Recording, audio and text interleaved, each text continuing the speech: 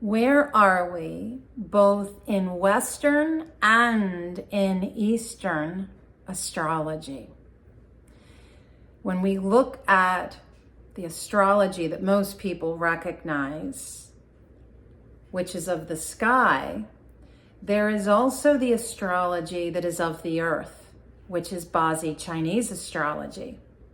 And so I thought it would be interesting today to marry the two as we head into one of the most monumental weeks in one of the biggest months, according to Western astrology, for 2025.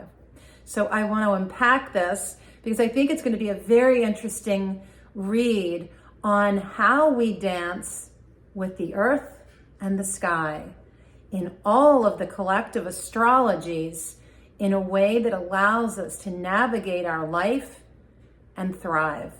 So welcome. My name is Lydia. This is the Feng Shui and Bazi Chinese Astrology channel. On this channel, I often read the charts of famous people, politicians, sometimes even countries, because I think it helps us to better understand our own lives and our own astrology. So welcome. If this seems like something of interest to you, please subscribe and hit the bell so you don't miss a single video. If you like it, hit like. If you want to make a comment, make sure it is kind and interesting even. And feel free to ask questions, but always be kind and respectful. Thank you for that. So the month of March, I just last week put out 3 videos, which I will put in the descriptions below, but I kind of feel like, I don't know about you guys, but where we are, and I live in the United States, so that's the framework that I am speaking from, even though I have clients around the world, and especially in Australia. But the flavor of what is going on in the United States right now is really like destabilizing, right?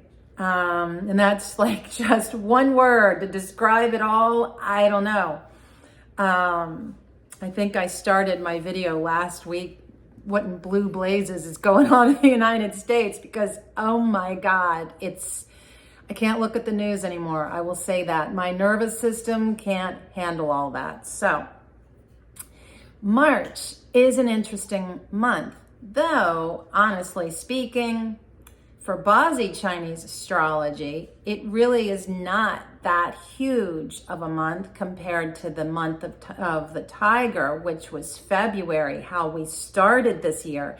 And it's also not as emphasized as the month of the snake that is going to amplify the astrology for this entire year in one 4-week period.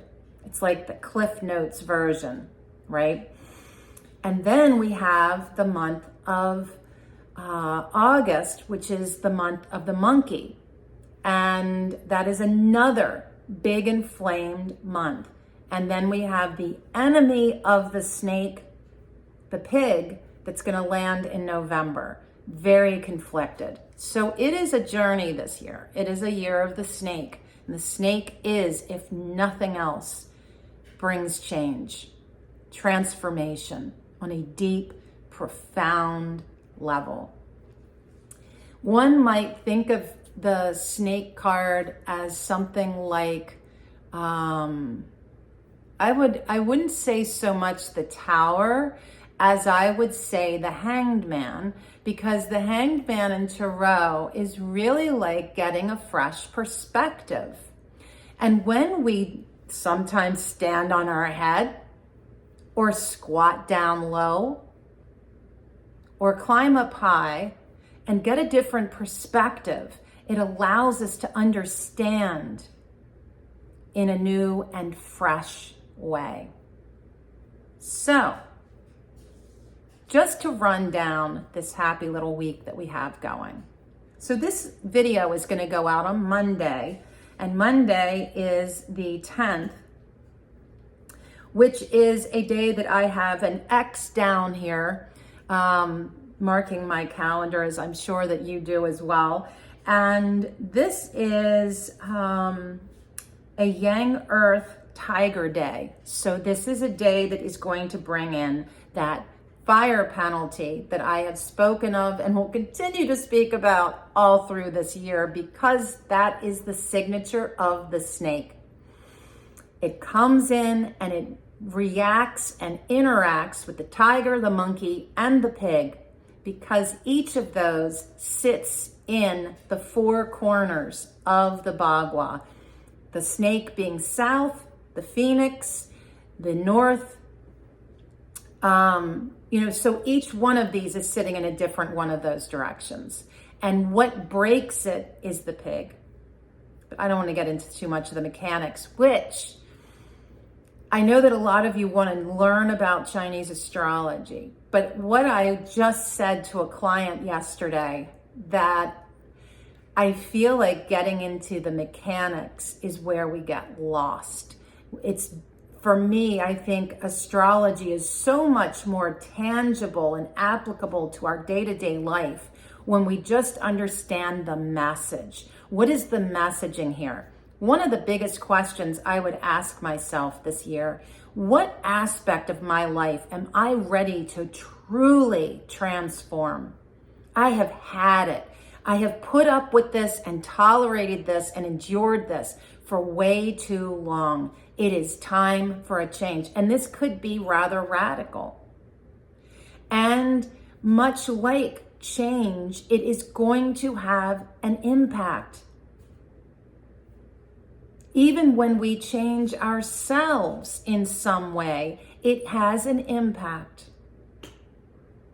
If you touch your finger into a pool of water, it has an impact.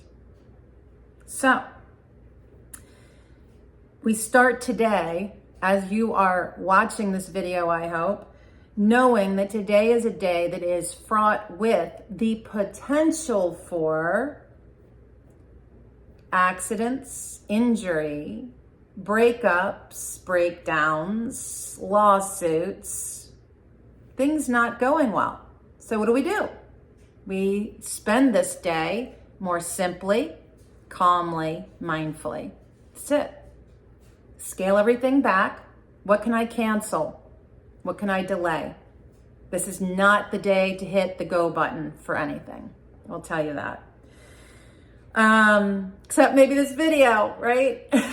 Just launching astrology videos. Maybe that's the safest thing to do. All right, so the 11th, and honestly, if this weren't a Monday, I generally do look at the astrology for the day that I'm releasing a video, because who wants to go and launch something and land in a pile of doo-doo, right? You want to launch on a good energy day. And certainly the tiger comes in with a ton of energy, and coupled with the month of the rabbit, is very spring-like. It's very like bouncy and erupting with growth, but the snake kind of throws a monkey wrench in there. So the 11th is our day of the rabbit. So we have an amplification of the astrology for this month, and it's a very good day for really getting into the nitty-gritty details of things, negotiating, negotiating, working towards harmony, and avoiding confrontation. Then we have Wednesday, the 12th, where they bring in the dragon. And the dragon is really saying, let's just let your imagination fly. Let's try something new. Let's experiment. And then the snake, we have the day of the snake in the year of the snake on Thursday, the 13th. And this is like we're getting close now to that full moon in Virgo with an eclipse. So I'm going to talk a little bit about the Western astrology in a hot minute. So Thursday, the snake comes in. And isn't this an interesting thing? You know, when you put these two astrologies together, Here we have a full moon with an eclipse coming in on a day of the snake and the year of the snake. And the question I have is, what's behind the curtain? What's behind the eclipse? What's being revealed or what's being hidden? Discerning, calculating, looking kind of, and being behind the scenes to figure it all out. Then Friday, we have a water horse that comes running in. Feels very hot, very fast. And I believe, find my notes here, that is the day that Mercury goes retrograde. So there's a little bit of caution to just how fast you go into Friday. There is a sense of recklessness in our freedom. And sometimes, if you've ever seen a bunch of pent up kids go running out to the playground, right? Inevitably, at least one of those kids in all of their enthusiasm trips and falls, right? So it's like, go running, but make sure that you've got your feet on the ground. Saturday the 15th is a water sheep. Decompress, friends, serious up. The sheep is like, let's go to a paint class or a pottery class, or let's go listen to music. It is a day of artistic celebration of the arts, of what we are creating, co-creating. Maybe you're doing something collaborative in your community or with friends. Love this day. Then the 16th, coming around to the end of the week, is a monkey. And I will say that this is starting to set you up for one of the more challenging weeks of March. And I'm going to talk again in a minute about Western astrology. And I am no expert, but I know just the basic facts of, the basics. Okay. So anyway, the monkey is coming in with this hijinks. Something has gone haywire. Somebody has tricked you. Somebody, it's like, what just happened here? So this is not a day for tinkering. This is not a day for necessarily going in and trying to solve something or fix something even. Like if you're going out and doing yard work and you want to get the lawnmower going, I wouldn't necessarily pick this day.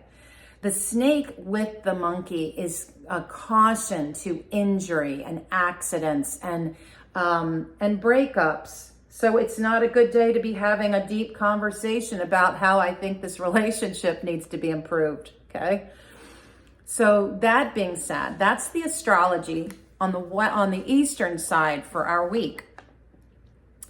And I want to talk also about Western astrology, which I follow closely.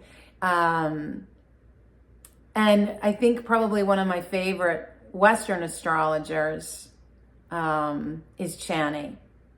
So I don't know if you have her app, but I absolutely adore her. So March 1st, Venus went retrograde. And that really is like the flavor of this month. And it's in Aries. And, again, stepping away from the mechanics of these terms is, what does that mean for me, right? It's really a call to stand up for justice, stand up for what you believe in, and to create your thing, whatever that is, okay? Protect, nourish, and spread your joy. We had this same signature back in 2017. And I was trying to think about this Virgo retrograde in Aries back in 2017. I'm trying to wrap my head, what was going on in 2017 for me? Was it 8 years ago or something? And it's It's sometimes, I don't know about you, but I find it almost triggering to look back at my life because so many things happened that were really like not necessarily the easiest. But I do know that 2017 was a year that I was at the peak of my kids' yoga career, and I was working like a wild thing. So whatever your 2017 was, maybe some of this mood will be like, oh, this feels kind of familiar. I don't know. The 14th, which is that day of the horse, is when Mercury stations retrograde in Aries. And that just feels like, wow.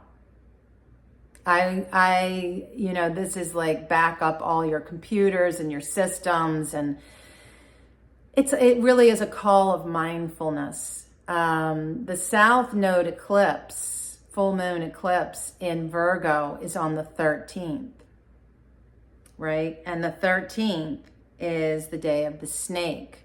So this is interesting, right? Given that this is a day of the snake, that this full moon occurs, and it's such a day of great discernment and a really strong day in the Eastern world of, what is going on here?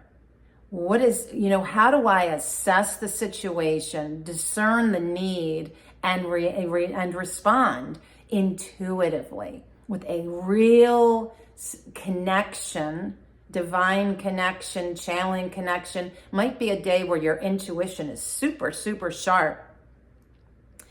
But with this eclipse moon, what are you decluttering when we look at the Western astrology? What are you cleaning out? Is this cathartic in some way? If life is feeling messy and wobbly and a bit down a wandering road, and you're like, where the hell are we as a nation, as a world, as a couple, as a family, as a friendship group, as a workplace group, right? All the things. What are you decluttering and cleaning out that could be cathartic if life is feeling really messy and really wobbly and really unstable? So,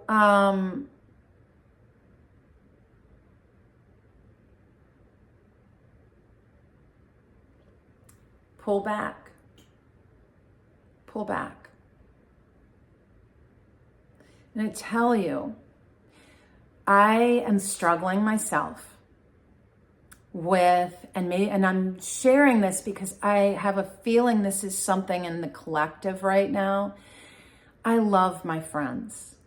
And when I call them up, it's because sometimes I'm feeling lonely, right? And I want to connect and I want to share. But right now, all people want to talk about is the state of the world. And it makes my stomach clench and my heart almost vibrates like, oh, like, no. And I'm breathing into it and I'm hearing their beautiful voice that I want to hear, but I'm not connecting to the people, the person. I want to know what your day is. I want to know what's lighting you up, what's bringing you joy. I'm working on planting my garden seeds. I'm, working on this. I just expanded the chicken coop. It's like, I want to talk about the things that are sparking joy in our lives. And instead, I am finding friends that are more and more anxious, enraged, yelling, and feeling justified in that. And I will tell you, that is not sustainable. okay? Living like that is not sustainable to good health, to good friendships, relationships. If what you are focused on is something, anything, that brings up a negative response of rage, of what the hell, stop yourself from looking at it and feeding on it as if you need, in order, like that's your battle cry. I'm just going to be angry and continue to eat media that will continue to keep me in this rage. And then everywhere I go, like a spray gun of shit, I am going to stink all the parties up and all my get-togethers with this conversation. I'm here to tell you, I don't want to be a part of it. What I want to be a part of, I'm so sorry this happened the last time. Feel free. We're almost there. Here we go. Thank you. Keeping my computer awake. Anyway, what I want to see, and I talked about this in the last week's video, what I want to talk to you about, what I want to see. I want to see innovation. I want to see that rage turn into something, anything. Channel it, use it. But don't allow what's happening in any part of your life, collective or otherwise, be such a negative force that it consumes you, because your health, your relationships, every aspect of your life, and I cry for the children that are overhearing whatever's going on in discussion right now. You let them win when you do this. Instead, come back to what brings you joy. Go ahead, put it in the comments. What brings you joy? Right now, 5 things. You ready? What brings me joy? You bring me joy. Number 2, what else brings me joy? My chickens, my friends, my home, Mama Nature. Those are my 5 right off the top of my head. What are yours? What are your 5 in this now moment that brings you joy? Right? Because, and it's kind of like that gratitude list. You know, some people wake up in the morning and the first thing they do is they grab their gratitude journal and they write down everything they're grateful for. Some people do it at the end of the day. If you're feeling down, if you're feeling low, write down 5 things that bring you joy. Then add 5 more. Then add 5 more. Then add 5 more. And when you look at that page of everything you wrote down that brings you joy in your life, stick it on the fridge or stick it in the bathroom. Stick it someplace where you're going to see it on a regular basis to remind yourself how good life is. The more that we focus on what is good in our lives, the more we feel it, right? And from this place of joy, I can now look at all the problems around me and with a clear mind, because when we are enraged, we cannot think clearly. From that clear mind, we are then able to do what? Innovate, create. The creative mind is completely blocked when we're in that heightened state.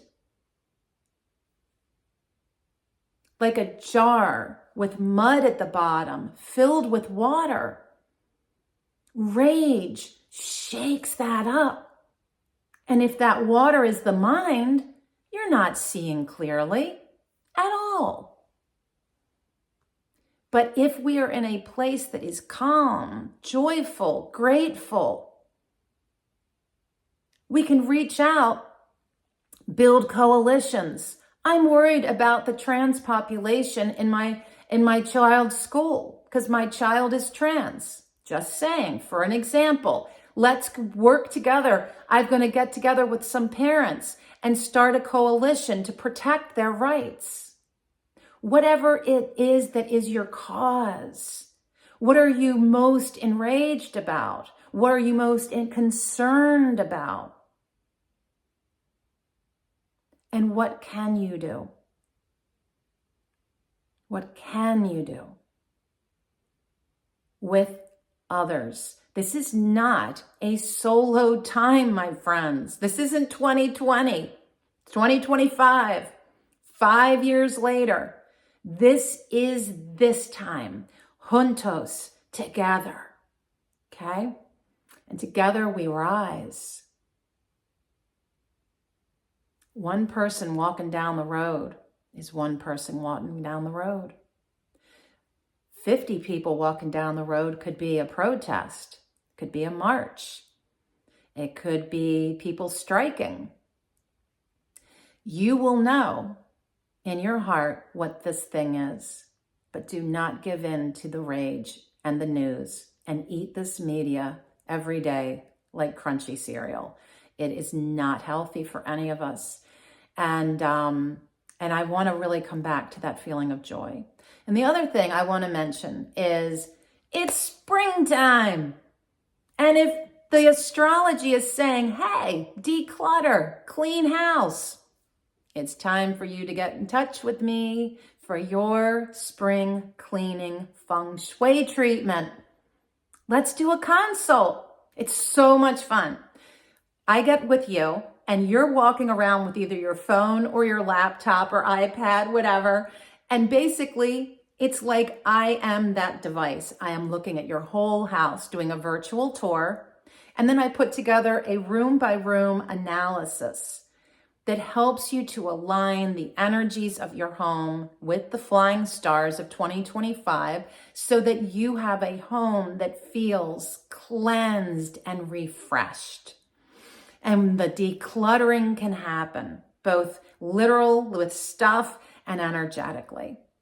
So feel free to email me and reach out. I would love to do that with you. And with your feng shui consultation comes 2 Bazi Astrology readings for the owners of the home. How awesome is that?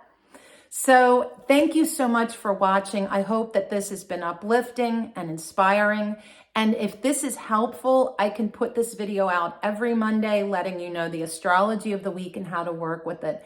I feel in my heart, we all need a hand to hold right now. And so if this is helpful, let me know, and I will continue to put this video out every week. And until next time, please be well and live in your joy.